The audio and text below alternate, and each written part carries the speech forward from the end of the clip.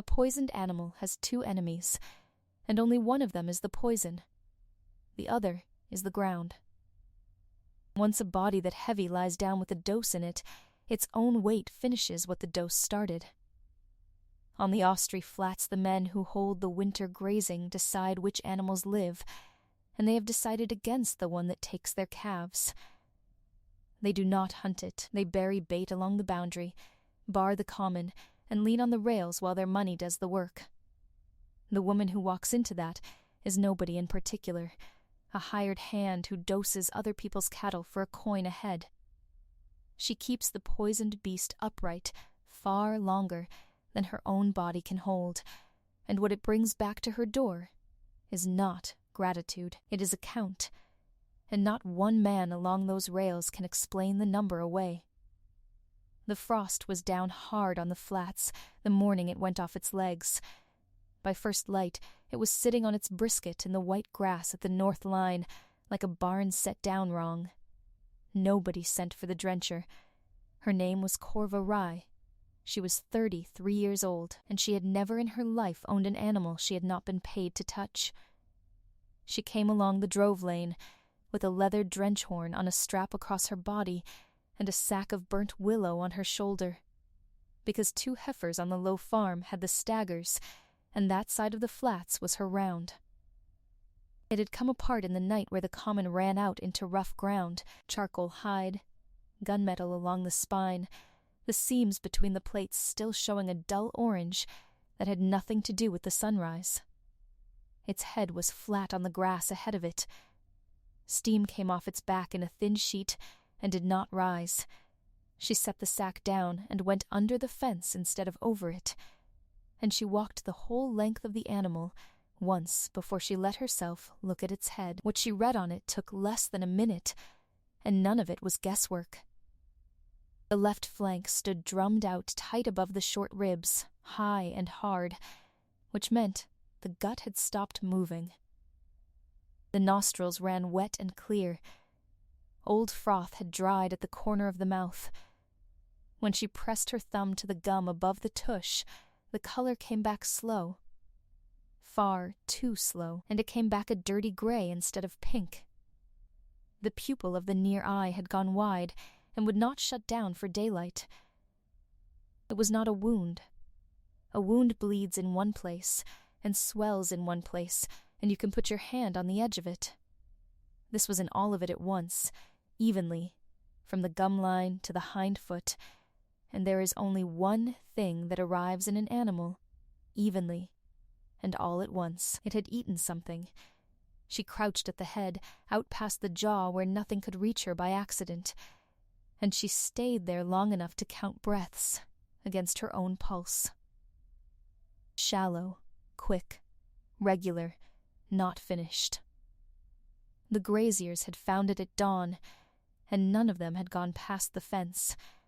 There were 5 of them by the time the sky went white, in oiled wool and sheepskin, breath standing over them, and they set their forearms along the top bar of the post and rail line and watched the thing they had been paying to kill begin, at last, to die. They watched her too, once she was inside the wire, and they let her work, because a hired hand doing something useless is a pleasant thing to stand and look at on a cold morning. Then she looked north along the line, where the frost showed a scar of cut sod put back the wrong way round, and she understood the whole shape of it before she had opened a single one of them. The sod had been lifted in a neat square and dropped back grass to grass, but the seam still showed white in the rime, and there were 3 more squares like it going away north, spaced about a chain apart, running dead straight along the boundary of the barred grazing. Corva went down on her knees at the nearest and lifted it out with her fingers. Under it, in a scrape the depth of her forearm, lay a parcel. Oilcloth, string-tied, mud-caked, heavy for its size, packed with tallow and something milled fine and dark. She did not have to open it, and she opened it anyway, because a drencher who guesses is a drencher who kills. Monkshood root, dried and ground and worked into fat so it would hold its shape in wet ground, and so an animal would take it whole and never taste the bitter. Sheep killer. Dog killer. In enough fat, a killer of anything that swallows without chewing. She folded the oilcloth back over it, retied the string, put the parcel in her coat pocket and carried it to the fence. "Whose is this?" she said. She did not raise her voice, and it was not a question. Burn Solis was headman of the Flats graziers, and had been for 11 years, and for 11 years he had paid Corva Rye for drenching his cattle on some later day than the day she did it. He put both forearms on the top rail. "That is a matter for the men who hold the common," he said. "You are not one of them. It is monkshood in tallow, and it is buried on the boundary of a public grazing," she said. "It will take a shepherd's dog inside a month. Then the shepherds can keep their dogs off the North Line. You need to understand what a barred grazing means on flat country. It is not a fence and a quarrel. It is every man's whole winter, because there is nothing else out there, no hill to fall back on, no timber, no shelter, nothing but the flats and the fences, and what the flats will carry until spring." Solis had barred the North Line in the autumn, and told the smaller holders they would get it back when the thing that took calves stopped taking them. He had been very patient about it. He had been patient in the way a man is patient when the waiting costs him nothing, and costs everybody else everything. Corva put the parcel back in her pocket. She walked back to the animal. Behind her, the 5 of them settled along the rail like birds on a wire, and the sun came up cold and clean off the eastern edge of the world, and the frost glare came up with it, and the standing puddles in the hoof holes were skinned over hard enough to walk on. She had one thing to work with, and she knew exactly what it was, because her mother had put it into her when she was 9 years old, standing in a byre with a bloated bullock. The dose is not the enemy. The ground is the second dose. Every poisoned animal that goes down twice. Once from the poison, and once from its own weight, because a body that size lying flat presses its gut against its lungs, and its lungs against the frozen ground, and the blood stops running to what it lies on. Keep it standing, and the gut keeps turning, and the lungs keep filling, and the poison has to be met. Once. Not twice. Let it lie, and the poison gets help.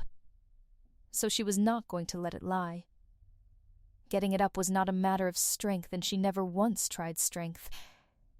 She went to the head, and she put her flat hand on the jaw, high, below the amber eye, and she pushed the jaw round toward the shoulder, and she kept talking in a low, flat voice, with nothing kind in it at all, because kindness is not what moves a heavy animal. Weight moves a heavy animal. She turned the head until the head was over the near foreleg, and the near foreleg had to take it, and the foreleg took it, and the shoulder came off the ground, and the whole barn sized dark of it rocked once, and got its hind end under itself, and stood up in the white grass, shaking, steaming, with its wing joints held out from its sides for balance like a bird on ice. The men along the rail stopped talking. That is the only mark of it she noticed at the time. Then she started walking it. A mile at a time, in a long, slow circle out on the flats where the ground was even, with her hand on the jaw, and her boots going in the rime, and every time the head began to sink, she pushed the jaw up and out, and got the feet moving again. Around the standing water, around the thin line of bare black trees, around the empty pens by the boundary and back. The first circle took a great deal longer than a mile ought to take. The second took less.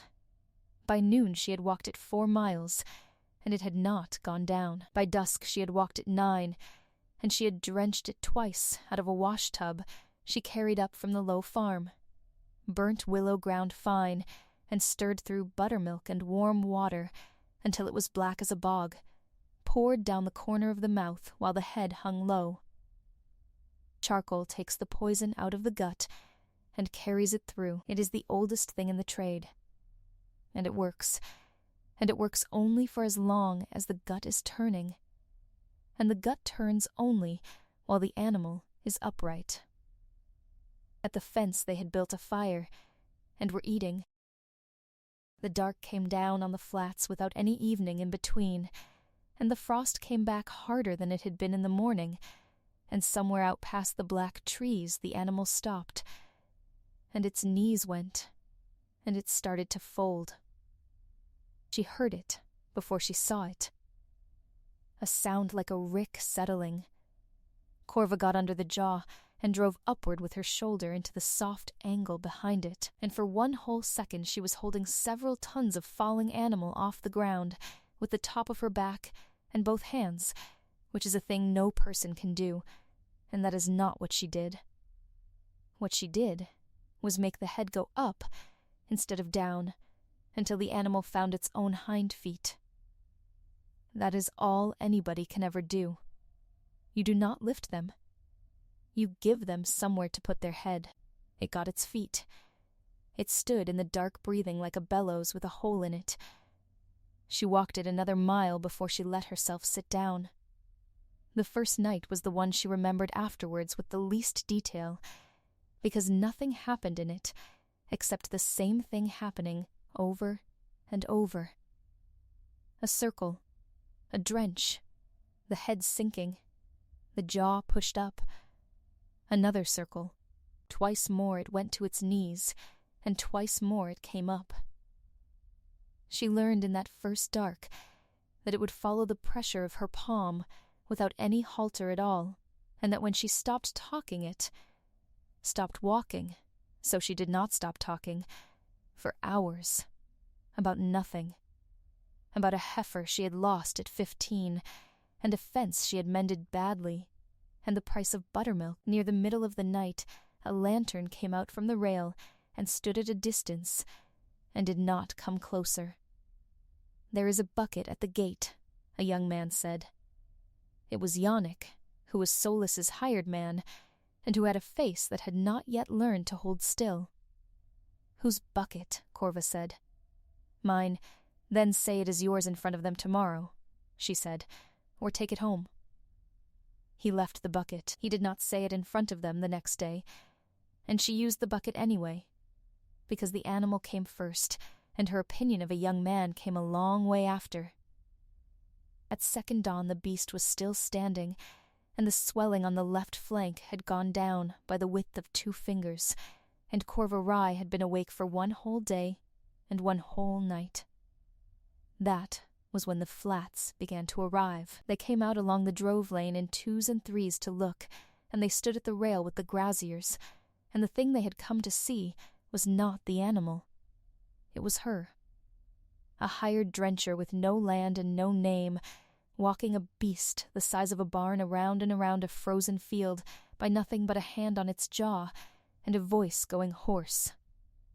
Some of them laughed. Most of them did not.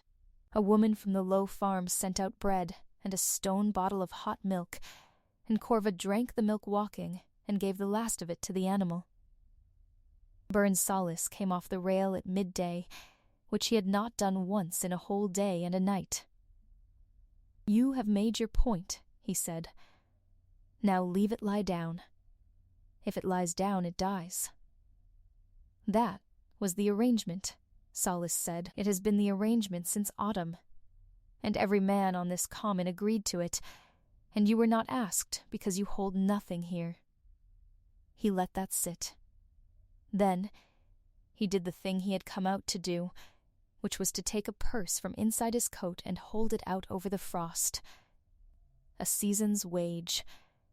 Walk back down the lane and let the flats settle their own business. I will be fair to them. Not one of those men set out that autumn to poison a woman's whole winter, and not one of them thought of himself as cruel. They thought of themselves as men, with calves in the ground, and a ledger that would not balance, doing the cheapest thing that had ever worked. That is how it is nearly always done. Not by cruelty, by the cheapest thing that has ever worked, agreed to by everyone at once, so that no single man has to carry it. Corva did not take the purse, and she did not answer him either. She had learned by then that answering cost breath, and breath was the only currency she had left. Because she was, by then, running out of everything else. The charcoal ran out at the second dusk, the buttermilk ran out before it.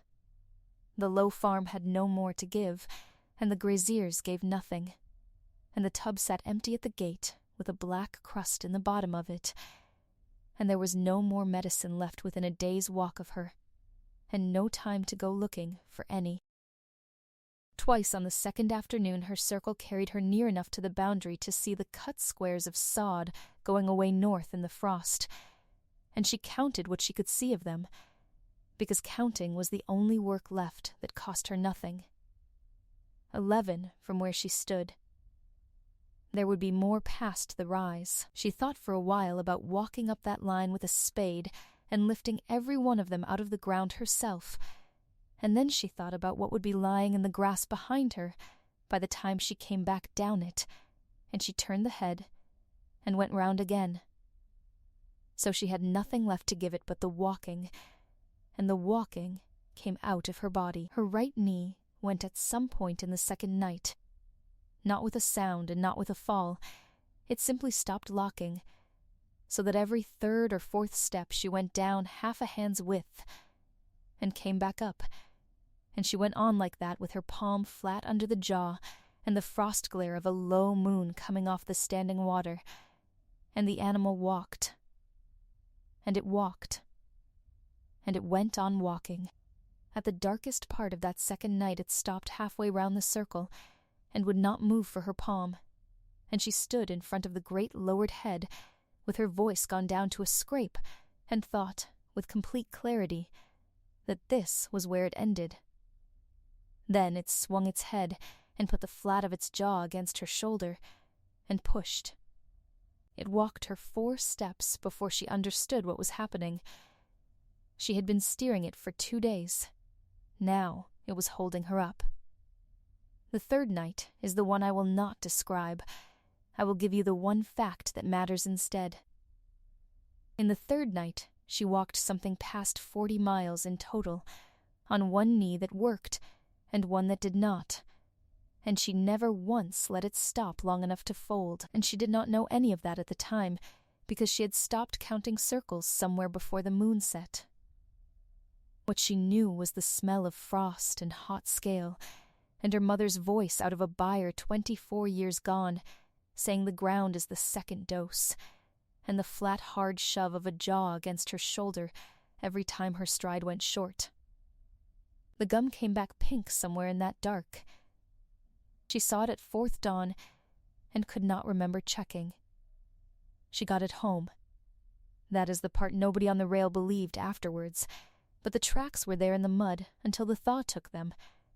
2 lines of dragged foot, and one great trail of clawed mud coming down the drove lane together, past the empty pens, along the black trees, to the dry stone and turf steading at the north edge of the flats, where she lived alone, with 2 goats and a byre with no beast in it. She got as far as her own doorstone, and her legs gave out. There was no drama in it. She sat down hard against the timber door jamb, with her back to the wood, and both legs straight out in front of her on the frozen ground. And she stayed there because standing had stopped being available to her. One boot had come loose somewhere in the last mile, and she pulled it off and set it on the stone beside her and left the foot in its filthy wool sock. Her coat collar was up. Her sleeves were shoved back. The drench horn was still slung across her body with nothing in it. Her hair had come half out of its low tie and had dried onto her temple with old sweat. The animal stood in her yard in the first clean light of the 4th dawn, steaming mud crusted to the knee of every foreleg, pale dried sweat tracks running down the neck and the shoulder, the flank drawn hollow behind the ribs, frost forming on the drying hide. Steady on its feet. Not swaying. Then it turned and went out across the flats on its own. She could not have stopped it, and she made no attempt. She watched it go north with her head back against the jam, and she thought it was going home to the rough ground to finish whatever was going to happen to it there, and she thought that was reasonable, and she began, very slowly, to cry about it, which she had not done in 11 years. It came back inside the half hour, with a mud-caked oilcloth parcel held in the front of its jaw like an egg. It set the parcel down in the rime, a yard from her boot. Then it went out again. The second one it laid beside the first. The third beside the second. It did not hurry, and it did not stop. Out and back across the white flats to the north line, and along the boundary of the barred grazing. And every time it came back it set another one down in the frost, and the row grew along the front of her doorstone in a single straight line, running away from the door, with a hand's width between each. Corva Rai sat on her own doorstone, with her legs out in front of her, and watched a poisoned animal dig up, one at a time, every parcel of monkshood that had been buried in the ground for it. When it stopped, it lowered its head and set the last one flat across her two open hands where they lay on her knees, and it stayed there with the jaw down at her shoulder, and its mouth closed, and one amber eye on her, and it did not move again. She opened the oilcloth in her lap, and looked at the crumbled dark inside it, and her eyes did not come up. She counted the row. Without meaning to, she counted it 4 times. 19. By then there were 5 men at the far fence line, 60 paces off in the frost glare, and every one of them had gone quiet in his body. The one who had been leaning on the top rail was straightening off it, with both hands coming away from the wood. 2 were caught turning back toward the flats, with their heads still coming round. 1 had stopped mid-step with his weight on the back foot. 1 had a hand half raised, and already dropping. Because a count is a different thing from an accusation. An accusation is a woman's word against 5 men's. A count just lies there on the grass in a straight line, and anybody can walk up and put a number on it. When Orr, stock warden of the flats, arrived a little after full light on a shaggy gray pony, because the barred grazing had been complained of twice before autumn, and a warden goes where the complaints are. She came down the drove lane, and she saw the tracks, and she saw the animal standing in a yard, and she got off the pony a long way out, and walked the rest. She did not look at the beast for more than a moment. She looked at the row. "Rai," she said, "do not move." Anyone. Then she walked the length of the row with her ledger open, and touched each parcel with the toe of her boot as she passed it, and she counted them out loud in the cold air, so that every man at the fence could hear each number arrive, singly, all the way to the end. 19, Wenaor said. Monkshood, by the smell, in tallow, oilcloth wrapped, string tied, all of them the same hand. On common grazing. She turned round. "Solace, come here." Byrne Solace came, because a man who does not come looks worse than a man who does. The warden asked him nothing to start with. She walked him up the row from the door to the far end of it, and back again at her own pace, so that he had to watch each parcel go past his own boot, and she let the whole fence line watch him do it. It is a very old method, and it has never needed improving.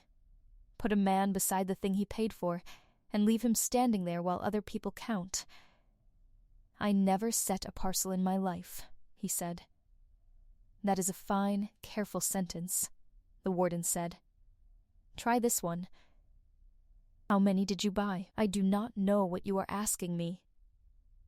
I am asking you how many you paid for, because whoever paid knows the number and nobody else does. There are 19 on this grass. if the number you bought is 19, you may have been robbed. If it is anything else, then the difference is inside that animal, and the difference is why I am standing here." Solis said nothing at all, and the silence went on far too long, and in the middle of it Yannick came off the fence and crossed 60 paces of frost with his hat in his hands. 20, he said. "I dug them in myself. 11 nights, along the north line, a chain apart." 20 went into the ground. 20, the warden repeated, writing, "It took one," Yannick said, and his voice went out from under him. "That is the one that put it down. That leaves 19. It has brought back every single one that was left. The whole of it stood there on the frost. Arithmetic anybody could do. 20 buried, 1 eaten, 19 dug up and carried, one at a time, across the flats, by an animal that had been on its feet for 3 nights, and had every reason in the world to lie down instead. It had not gone home. It had gone back over its own ground and pulled up the rest of what was waiting there, and it had brought the evidence to the only door on the Austri Flats, where it would not be buried again. The warden's ledger closed with a sound like a gate. The barred grazing came back to the common holders before the week was out. The parcels were burned in a stone trough with the warden watching, and Solis paid for the burning, and paid for the shepherd's dogs he had not killed yet, and had his stock struck off the north line for 2 full seasons, which on flat country is the only sentence that ever means anything. None of that was the reason the story travelled. What travelled was the row of 19, and the woman sitting on her own doorstone with one boot off. It travelled far enough that in the second week of the thaw, a party came out along the lane with a warden's copy of the ledger and an escort, and the man in the middle of it was the Emperor, who had never in his life been north of the trees, and who had come, in the end, for the same reason the Flats had come, to see whether it was true. He was not the point of it. He arrived at the end of a thing that had already been decided by an animal in a frozen yard, and he had the sense to know it. He found Corva Rye and a buyer on the low farm with her arm in a heifer to the shoulder, and he waited outside in the mud until she was finished, which took a while. "They tell me you saved it," he said. "I kept it standing," she said. "It saved itself. I only stopped it lying down."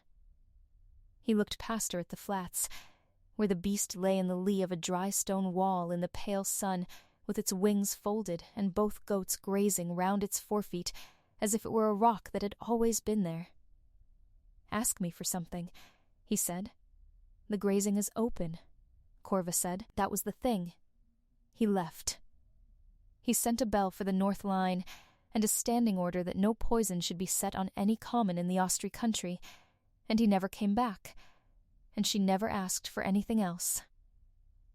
There was no wedding at the end of this, and no title, and no rise in the world. There was a bell on a post. I will leave you with 2 ways to hold it, and I do not much mind which one you take. Either the animal understood the count and made the case, or it simply carried the buried things away from the ground it had learned to fear, and put them by the only person who had never once left it lying. Both of those are true enough to live with. What is certain is smaller than either. The knee never fully came back. Corva Rye still doses cattle by the head across that side of the flats, still gets paid late by half of them, and still goes under a fence rather than over it.